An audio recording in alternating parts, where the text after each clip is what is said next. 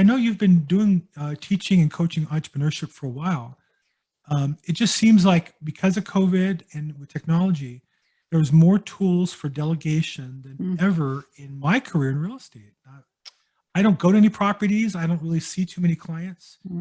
I'm selling a bunch of houses. Is that what you see with the clients that you coach? Is that what you see in your business? Well, I think, yes, I'm always trying to get them to take themselves out of the business. So I have a friend who's an investor, and he told me probably 10 years ago, is something I've never forgotten.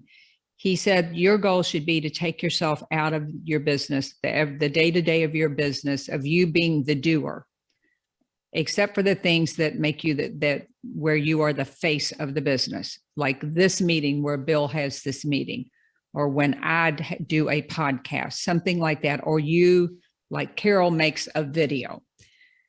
Those things you have to do yourself. But there are some tools, and I think that when you look at everything that has to get done, and you start to set about goals and what you want your business to look like, one of the most valuable tools that I ever found was the book called The 12-Week Year. Yeah.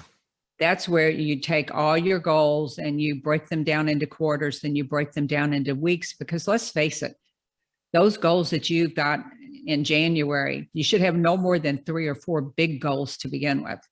But those goals will not get done unless you say, I'm going to do this one in this period and this one, and then break it down and figure out how to do it. The other book, that's the book by Brian Moran. The other book that has really changed the way I think about things, and is going to kind of be my Bible for next year as I continue to get rid of things myself, is a book called Who Not How. Yep. So I would challenge everybody. We all do things in our business that we shouldn't be doing. We all do it.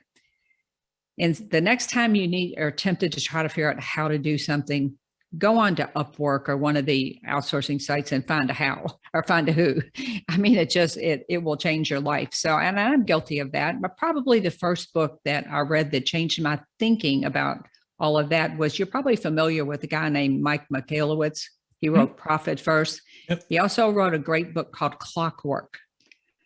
Clockwork is kind of the same principle in that one. He talks about finding out what your zone of genius is, and do that, and then let somebody else do all of the other things. And he talks about how much easier your life is and how much happier you'll be when you're not stuck in the weeds doing things that you're not good at, you don't like doing, and you're not the best choice for.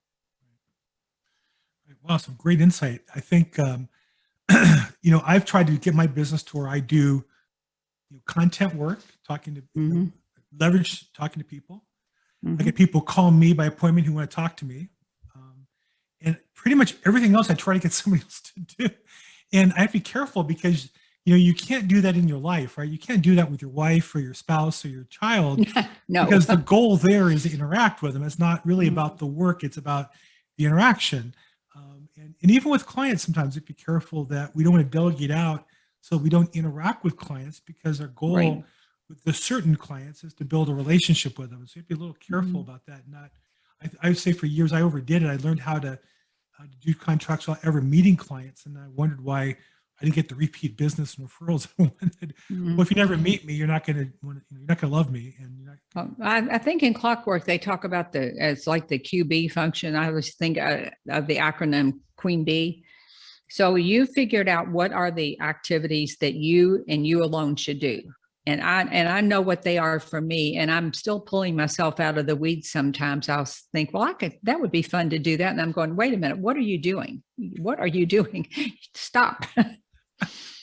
But it's really not, who knew it was so hard to give away work, right, Bill? There's a productivity expert who says if you can do it in 2 minutes, just do it. Don't even bother delegating it because it's faster to get done. And I'm saying maybe it's a 5-minute job and I'm spending 30 minutes trying to delegate. I might as well just finish it in 5 minutes. It's a one-time. Well, yeah, and I agree with that. But here's where I would say you can change that up and turn it into a process or a system. I work with virtual assistants, and I will tell you, my virtual assistant that helps me with my podcast, she can do all of that stuff way faster than me. So There are different levels of virtual assistant. She is what I would call a higher level virtual assistant. I pay her very well for what she does, but I just go, like you said, Bill, I just go, here, Carol, here it is.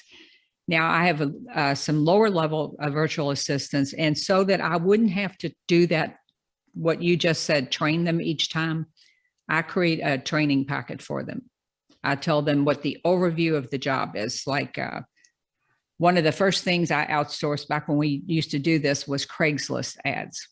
So I first had to tell them what was Craigslist. So here's the URL and it's Craigslist Louisville. So I gave them the overview of the job, and then I broke it down and I said, these are the steps. And then I made a video. Always make a video, screenshot everything you're doing. Now, when they forget, they're not going to call me. They're going to go back and look at the training materials. If this VA leaves tomorrow or next week or next year, guess what? I just refer them to the training materials. Nice. So you sidestep that.